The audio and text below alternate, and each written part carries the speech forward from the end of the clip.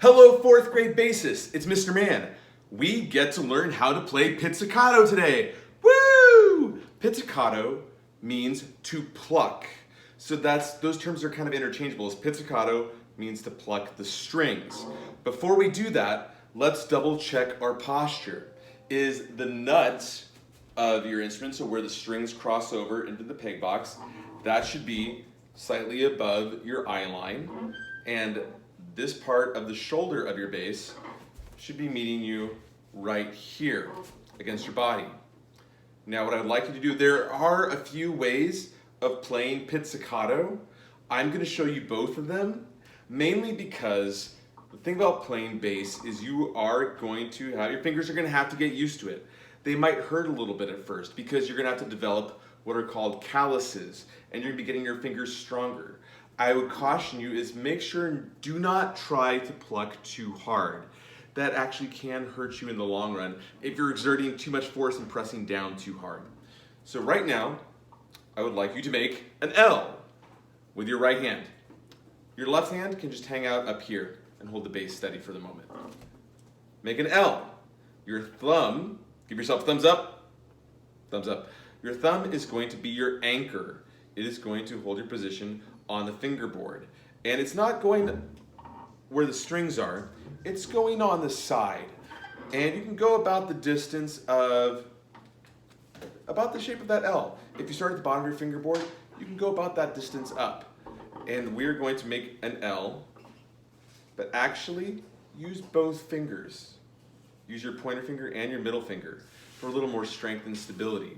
Thumb anchors against the fingerboard, and I would like you to try to pluck your biggest, fattest string, which who remembers what that's called? It's the E string. Try plucking your E string. Now when we pluck, it's not going underneath the string and pulling up. That's not what we're going for. We're going across the string.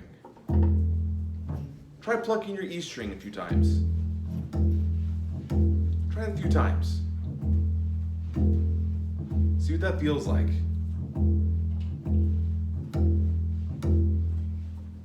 Let's try plucking our E string together 4 times. Here we go. Ready? Go. 1, 2, 3, 4. And again, I am going across the string.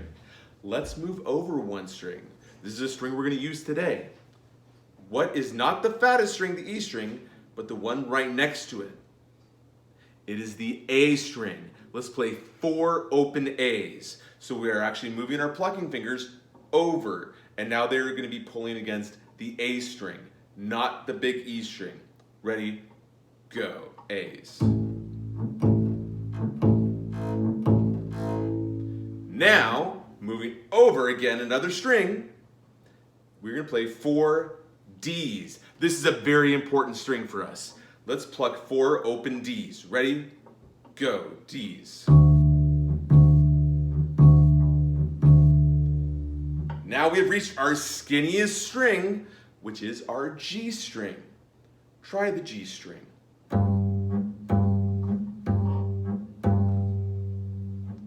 Okay, good. Go back to the E string. I want to play it 4 times, then we'll put a little pause in between, and we'll go to the next string. So we're going to play all 4 strings, starting with 4 E's. Here we go. Ready, go. E. Now play 4 A's. Ready, go. A's. Now let's play 4 D's. Find the D. 2, ready, go. 4 D's. Now try 4 G's, the skinniest string. 2, ready, go now.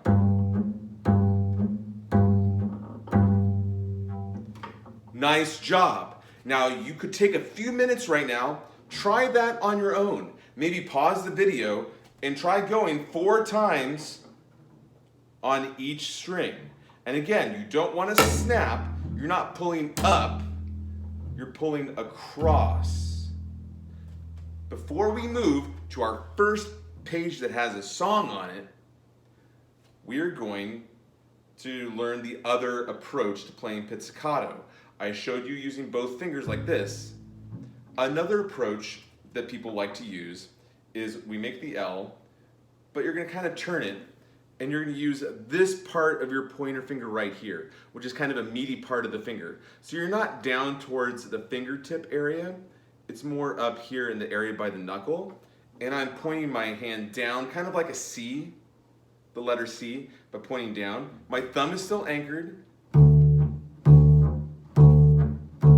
I'm pulling across the string using this part of my pointer finger.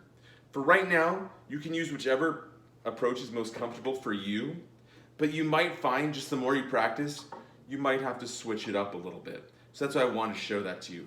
Let's take a second, and we're gonna try song sheet number 1. It is uploaded as a PDF to your Google Classroom, but it is also gonna be on a shared screen with me right now. So here we go with song sheet number 1.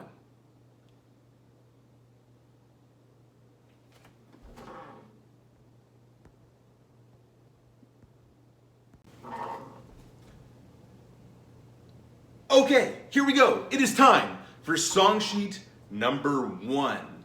And we're gonna find the first line, number 1. You'll notice that it says D underneath each note. That is referring to your open D string, which again is not your skinniest string, that's the G, it's the one right next to it. So we are going to play D when it tells us to. How many Ds are there in a row before there's a line separating it? There are 4 Ds. That's called a measure. We'll talk more about that later. But there are 4 Ds in a row. How many sets of 4 Ds are there in this line? 4 sets that are divided by the lines. There are 4 sets of 4 Ds. Using your math skills, how many open Ds are in that line if we're either doing 4 times 4 or if you want to individually count them? Take a second. There are 16 open Ds in a row.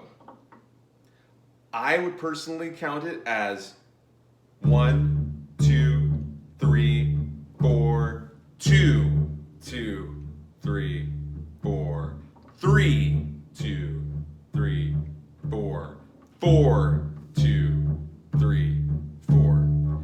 That's how I would suggest counting it. Let's try song sheet 1, line number 1. Here we go. Check your posture. Is it going against this part of your body? 1, 2, get set on the D. 2, ready, go. 1, 2,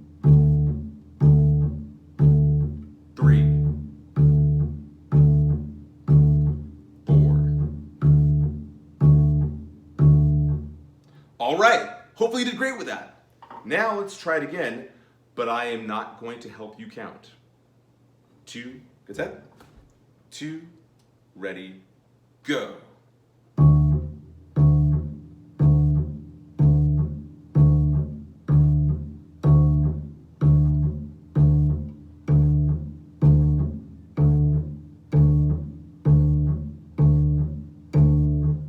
Great. Now you'll notice there's one other thing with this line. There is a double line at the end and 2 dots. You might already know what that means, but if you don't, that's called a repeat sign, which means that you have to go back to the beginning and play the whole line over again. So how many sets of Ds, those 4 Ds, are we playing if we play the whole thing twice?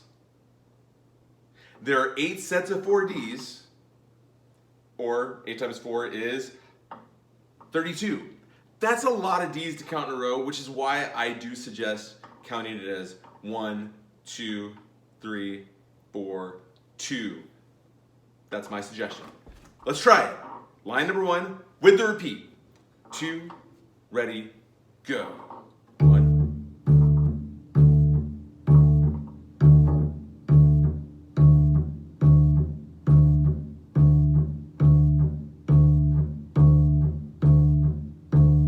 Repeat repeat it.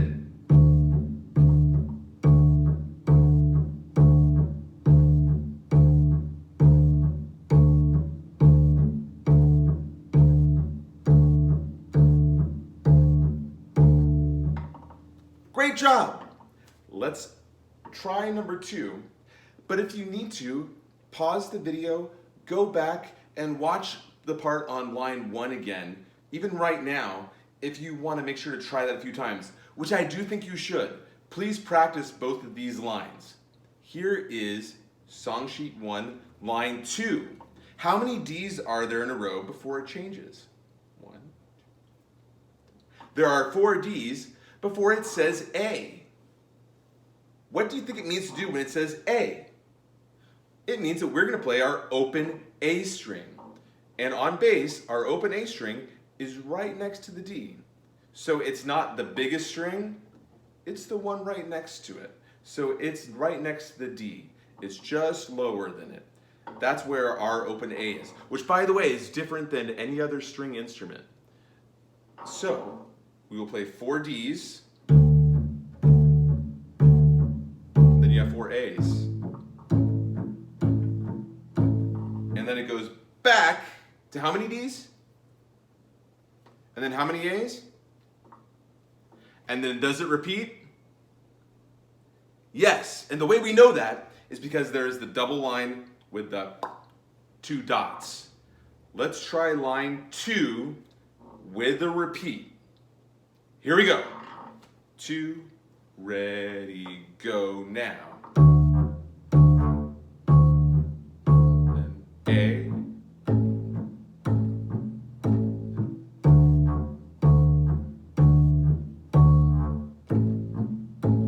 Repeat it.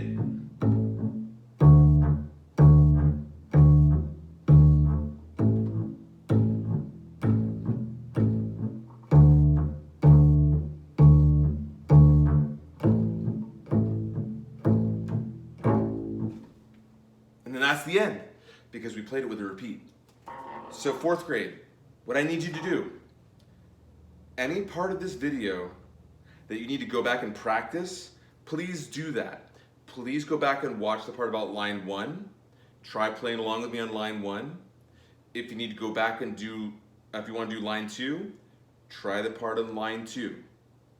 I look forward to seeing you guys next time where we can keep learning more about playing pizzicato.